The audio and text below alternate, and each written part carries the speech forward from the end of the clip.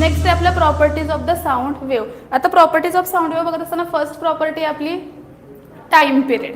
ठीक आहे. नेक्स्ट आहे frequency, then amplitude, then wavelength आणि फिफ्थ वन आहे वेव्ह स्पीड. आता आपल्या ह्या प्रॉपर्टीज इथे ह्या स्टेप बाय स्टेप एक एक बघायचं आहे की टाइम पिरियड कशाला म्हणायचं, फ्रिक्वेन्सी कशाला म्हणायचं, ॲम्प्लिट्यूड म्हणजे काय, वेवलेंथ म्हणजे काय आणि वेव्ह स्पीड म्हणजे काय. तर आपण स्टेप बाय स्टेप एक एक बघूया. फर्स्ट बघूयात टाइम पिरियड ऑफ साऊंड. आता बघा टाइम पिरियड ऑफ साऊंड बघण्यासाठी आपल्याला एक सिंपल एक प्रॅक्टिकली पण तुम्ही बघू शकता. तुम्ही घरात एखादा बॉल घ्या, चेंडू घ्या, त्याला दोरी बांधा बरोबर, आणि हातात घेतल्यानंतर त्याला जस्ट काय करायचे, ऑसिलेशन्स करायचे. तुमचा बॉल इथे एका स्ट्रिंगला मी फिक्स केलाय बरोबर, ओ या पॉईंटला काय केलेलं आहे, फिक्स्ड केलाय. फिक्स केल्यानंतर ह्या बॉबला काय केलं मी, इकडे ओढलं, देन सोडून दिलं. आता मी ओढून सोडून दिल्यानंतर काय होईल, तो इकडे येईल. म्हणजे बघा हा इकडे आला, मी सोडला, तो तिकडे गेला, परत इकडे येईल, परत इकडे जाईल बरोबर. म्हणजे हे काय होत आहेत, तर ऑसिलेशन्स होत आहेत. काय होत आहेत, ऑसिलेशन्स होतात. आता हे ऑसिलेशन्स होत असताना त्याची मेन पोझिशन कोणती होती, तर बी, म्हणजे हा सेंटर आहे ना बरोबर. हा बॉल आहे, ह्या बॉलच्या इथं तो आहे, ही त्याची काय झाली, मेन पोझिशन झाली. आता मी त्याला इकडे ओढलाय आणि सोडून दिलाय. सोडून दिल्यामुळे काय झाला, तो ऑसिलेट व्हायला लागला बरोबर. इव्हन तुम्ही झुल्यावर बसता, पाठीमागून एकाने झुला दिला, झोका दिला की तुम्ही पुढे जाता, परत मागे येता, परत पुढे जाता बरोबर. हे काय तुमचे ऑसिलेशन्स आहेत. मग या ऑसिलेशन्समध्ये तुमचा टाइम पिरियड कसा काउंट करणार, तर बघा time taken for one oscillation is called as time period. म्हणजे इथून इथं येऊन परत तो इथं जातोय, म्हणजे त्याच्या मेन पोझिशनला तो पुन्हा माघारी येतो, त्याला म्हणायचं कंप्लीट वन ऑसिलेशन. म्हणजे बघा बॉल इथून गेला, परत आला, हे झालं तुमचं वन ऑसिलेशन. ह्या वन ऑसिलेशनला आपण काय म्हणतोय, लागणारा जो काही वेळ आहे त्याला म्हणायचं टाइम पिरियड. आणि टाइम पिरियड आपण कॅपिटल टी ने काय करत असतो, रिप्रेझेंट करत असतो. आणि तुम्हाला सगळ्यांना माहिती आहे टाइम कशात मेजर केला जातो, टाइमचं युनिट काय, टाइम कशात मेजर केला जातो, तर टाइम हा सेकंदमध्ये मेजर केला जातो. ठीक आहे. आता मी हे तुम्हाला एका बॉल थ्रू ऑसिलेशन थ्रू दाखवलं. आता बघा हीच आहे, तर ही एक वेव आहे. सपोज काय काढूयात आपण, ही वेव काढूयात. ठीक आहे. आता ह्या वेव थ्रू जर तुम्हाला टाइम पिरियड काढायचा असेल तर कुठून कुठं मेजर करणार, तर बघा ही झाली तुमची जी याच्यात दाखवली आहे, ही जी मी ब्लॅक लाईन दाखवते याला म्हणायचं मीन पोझिशन.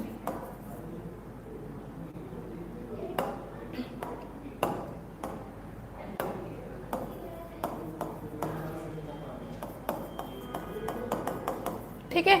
आता ही मेन पोझिशन आहे. इथून तुमचा पार्टिकल काय व्हायला लागलाय, व्हायब्रेट व्हायला लागलाय.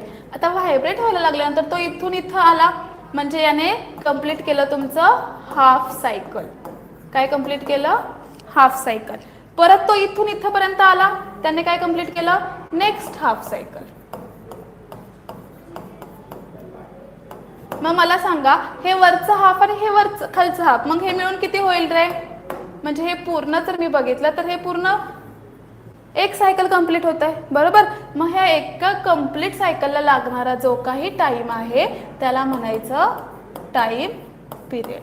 कळलं का, कशाला म्हणायचं टाइम पिरियड, तर तुमचा पार्टिकल व्हायब्रेट होत असताना त्याने जे कंप्लीट ऑसिलेशन केलेलं आहे किंवा एक कंप्लीट सायकल केलेली आहे त्या सायकलला आपण काय म्हणतोय, त्या सायकल कंप्लीट करण्यासाठी लागणारा जो काही वेळ आहे त्याला म्हणायचं टाइम पिरियड. आणि हा टाइम पिरियड आपण कॅपिटल टी ने रिप्रेझेंट करतो, याचं युनिट आहे सेकंड.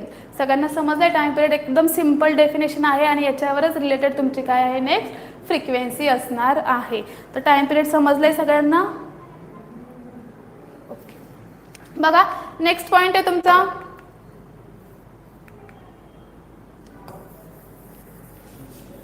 फ्रिक्वेन्सी. आता जर टाइम पिरियड व्यवस्थित समजलं असेल तर फ्रिक्वेन्सी सुद्धा तुम्हाला समजेल. आता फ्रिक्वेन्सी काय आहे, the number of oscillations per second is called as frequency. Per सेकंडमध्ये तुमचे किती ऑसिलेशन्स होत आहेत याला सिंपल फ्रिक्वेन्सी असं म्हटलं जातं. म्हणजे फॉर एक्झाम्पल मी बॉल पकडलाय, बॉलला इकडून सोडला, इकडे गेला, परत तो इकडे आला, मी टाइम लावला 1 सेकंड बरोबर. 1 सेकंडमध्ये माझे किती ऑसिलेशन्स कंप्लीट झाले मी काउंट करते बरोबर ना. मग हे जे काही तुमचे ऑसिलेशन्स होत आहेत याला म्हटलं जातं फ्रिक्वेन्सी. फ्रिक्वेन्सी आपण एफ ने डिनोट करतो आणि याचा तुम्हाला जर कॅल्क्युलेट करायचं असेल तर फॉर्म्युला आहे 1/t.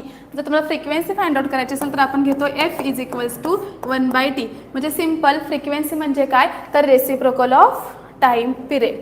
सिंपल तुम्ही काय लिहू शकता, रेसिप्रोकल ऑफ